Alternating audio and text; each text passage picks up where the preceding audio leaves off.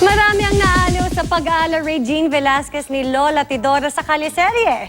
Isa na rito ang mismong aged songbird na ikinuwento ang kakaibang sayang dulot ng kaliserye sa kanilang pamilya.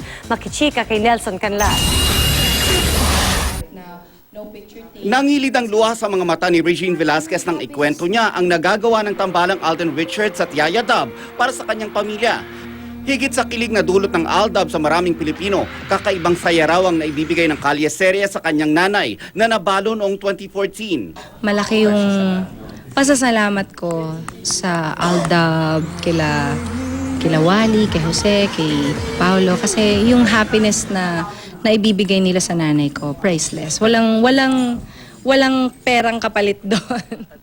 At si Regine, tila ba bahagi rin ng kalyeserye sa katauhan ni Lola Tidora na binibigyang buhay ni Paulo Ballesteros. Regine!